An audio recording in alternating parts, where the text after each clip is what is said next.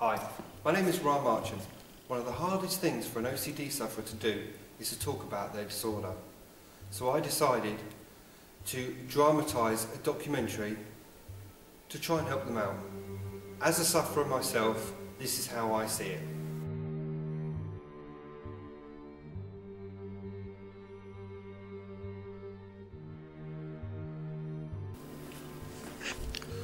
Apologies, as I know you did not know of our intention to document this interview, but we want to use it as a sort of a educational tool.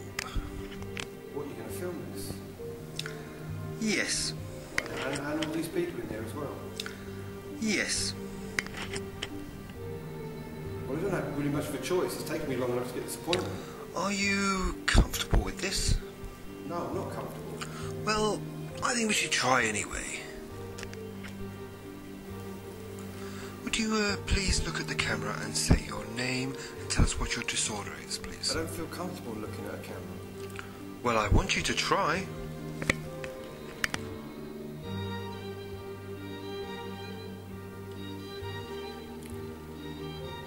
Okay, my name is Marchant. I have Aspergers and obsessive compulsive disorder. Have I got to look at this the entire time? Well, you don't have to all the time, but as much as possible so we can study you better. Well, I'll try, but I feel really uncomfortable here. I've got all these people staring at me, and I've got this camera pointing at me. You want me to look at a camera, talk to a camera? I came here for help. This is not helping. At what age did you discover that you had obsessive compulsive disorder and Aspergers, if you don't mind me asking? With Aspergers, I can't remember. But with OCD, I remember having these problems as a child.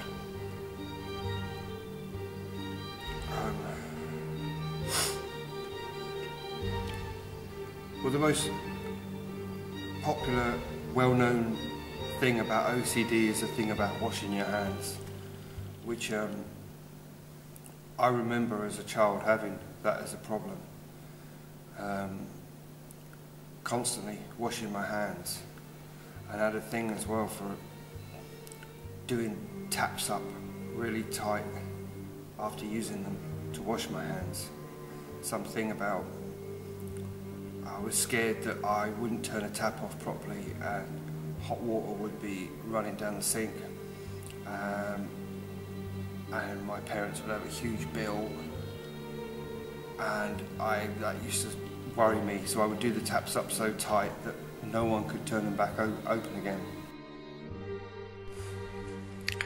Now, I would like to concentrate mainly on the OCD side of things, so I would like you to tell me as much detail as possible on the daily routines that you have, and generally put us in the picture. Well, a more recent thing is in my job I have to use power tools. And I have this huge table saw. It's a big table with a big circular saw blade in the middle of it. Lethal machine. And when I'm going to use it, I'm not even anywhere near it. I start to go to the area that it's at, and all of a sudden all these visions come through of how something really bad could happen using that. I don't know if it's I'm scared of myself getting hurt or somebody else. I never see that. All I just see is what it can do. If anyone was to see me, they'd freak out, think I was some crazy nutter, because I'll suddenly start squinting and screwing up my face for, as far as they're concerned, no apparent reason. But it's because I've just had a vision of something.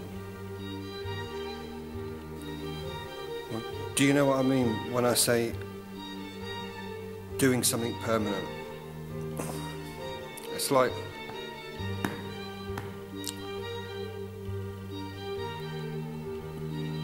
going to the toilet.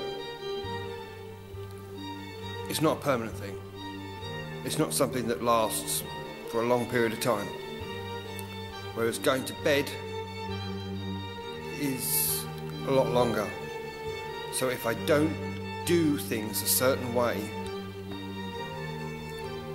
something could go wrong during the time I'm in bed. You know, you could do something quickly and it doesn't matter, so you don't think about it.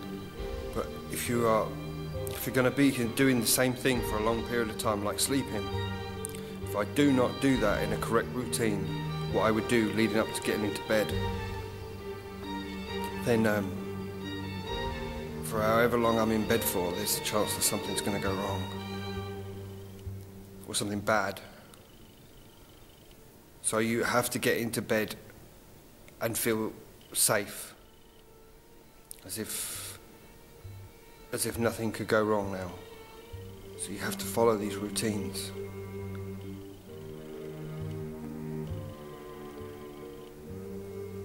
I don't know, it's hard to explain. Sometimes you might do something completely different because it felt right at the time.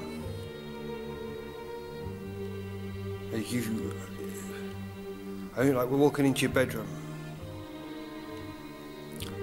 and you pass the threshold of the door.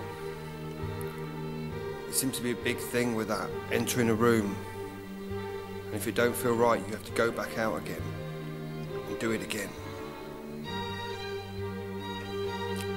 Which could make you look completely stupid. You know, if you come in again and it still don't feel right, then you've got to go back out and do it again.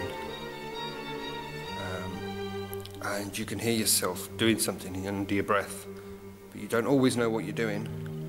But it's all about blocking out a thought in your head. You know, you may not even have any thoughts in your head anyway that are bad. But as you pass that threshold of your door, it's like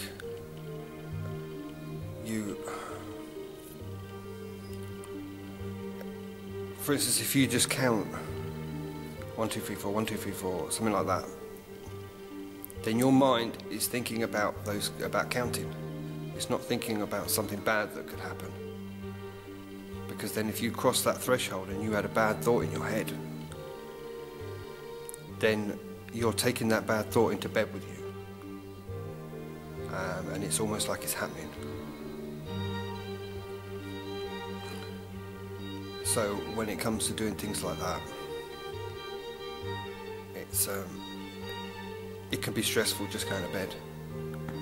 And then you lay in bed and you can't sleep. And quite often I'd have to get out of bed for no obvious reason and do the whole routine again. But the thing with OCD is it's very clever in that it knows your weakness in that, oh, if there's a chance that someone's going to be hurt, you won't take that chance. Even though you know it's completely ridiculous. I know that by counting is not going to stop somebody from getting hit by a car. It's not going to stop somebody from falling down the stairs. It's just not possible. We're not stupid. We know that's not true. But you're like arguing with one side of your brain. You like got the rational side that's thinking, don't be stupid. Why are you doing that? You know that it's not going to help anything. All it's going to do is stress you out. But then you've got that other side of your head that's saying, if you don't do this, that could happen. And you just can't argue with that.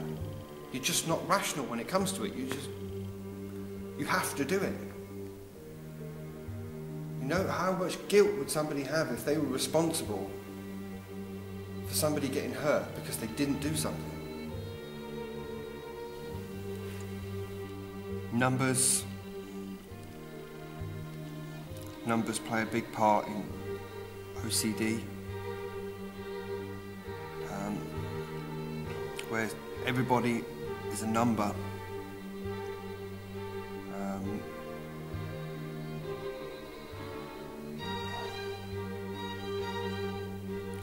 It's like I have 4 children,